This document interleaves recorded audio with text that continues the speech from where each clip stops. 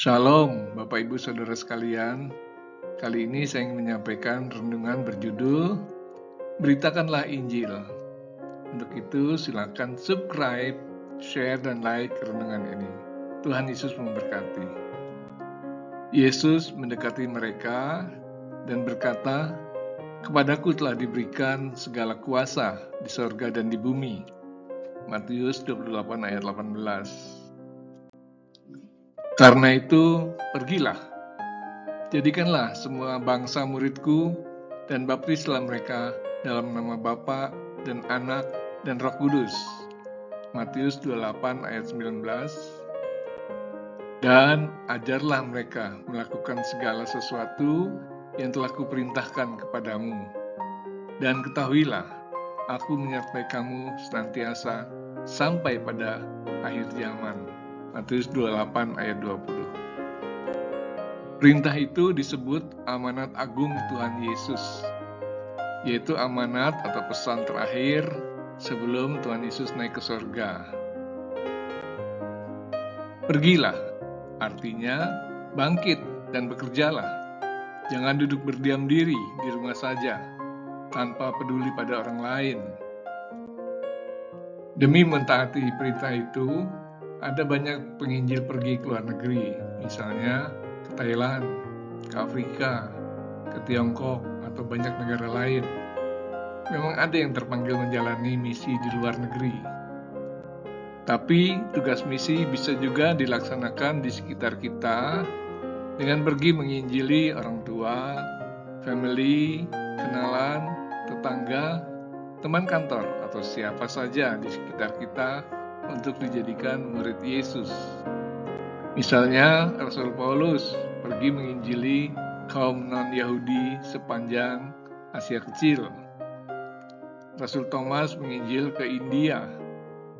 Juga para penginjil pergi ke seluruh dunia memberitakan kabar keselamatan. Nommensen, penginjil Jerman yang menginjil ke tanah Batak. Franciscus Xaverius, penginjil Katolik, memberitakan Injil dari Indonesia sampai ke Jepang. Kiai Sadrah dan Ki Tunggul Wulung menginjil di tanah Jawa. Sadhu Sundar Singh menjadi penginjil di India. Masih banyak para penginjil dipakai Tuhan memenangkan jiwa. Mereka mempunyai komitmen dalam memberitakan Injil. Hasil penginjilan beribu-ribu bahkan berjuta-juta orang diselamatkan.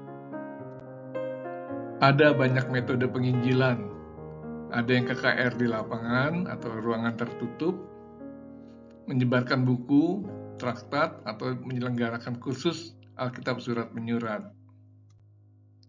Ada yang membangun sarana sosial seperti sekolah, rumah sakit, panti asuhan, atau penginjilan dari rumah ke rumah, dan membuka pos-pos penginjilan. Atau melalui media radio, televisi, internet, dan jaringan media sosial lainnya. Ada yang menggunakan pendekatan budaya, seni, dan musik, sehingga tidak ada alasan bagi kita untuk berdiam diri saja. Tapi saya sudah sering memberitakan firman Tuhan, menginjili orang tua, saudara, teman, namun tak ada satupun yang mau menerima Yesus. Apa yang harus saya lakukan? Pertanyaan ini sering muncul di kalangan umat Kristen, dan itu pun menjadi masalah bagi saya saat masih di sekolah minggu. Tapi sesuai perumpamaan tentang penabur, ada benih yang gagal, tapi ada juga benih yang jatuh ke tanah subur, lalu tumbuh dan berbuah, ada yang 100, 60, dan 30 kali ganda. Berarti ada benih firman Tuhan yang ditaburkan tumbuh dan berbuah. Orang memang ingin selalu melihat langsung hasil tindakannya. Ia ingin agar orang yang diinjili langsung bertobat dan dibaptis. Memang ada yang seperti itu. Misalnya, Petrus ketika berkhotbah, hasilnya 3.000 jiwa lebih menerima Yesus. Namun, tidak selalu demikian. Sebab yang seorang menabur dan yang lain menuai, Yohanes 4 ayat 37.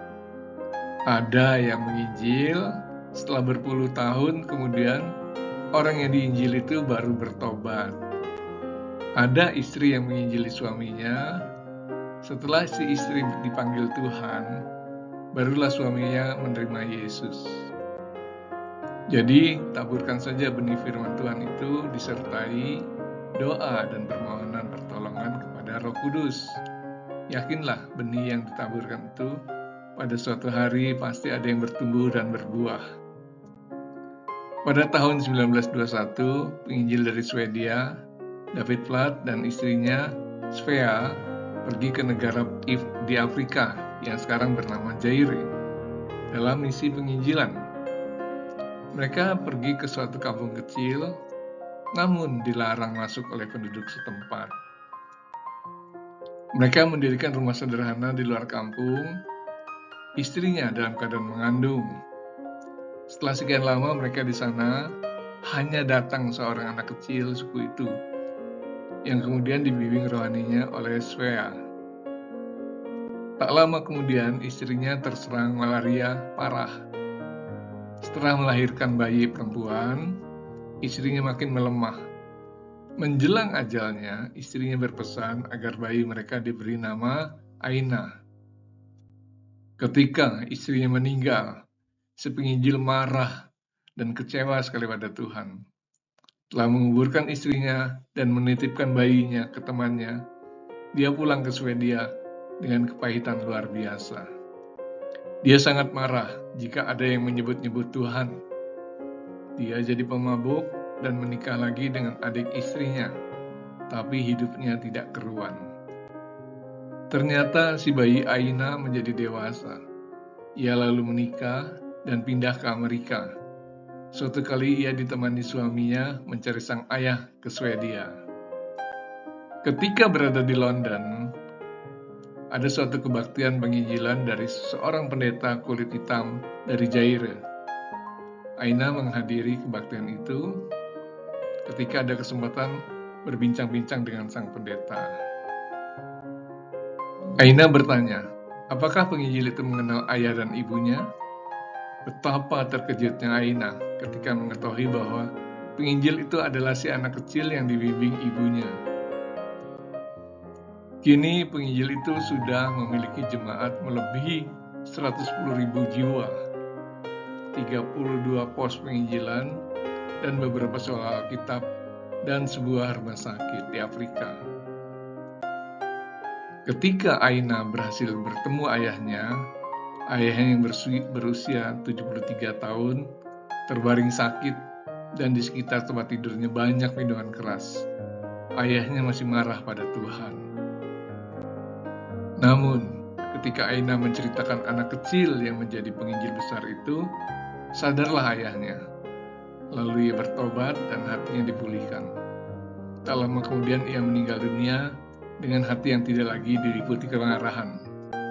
Betapa bersyukurnya sang mantan penginjil tadi.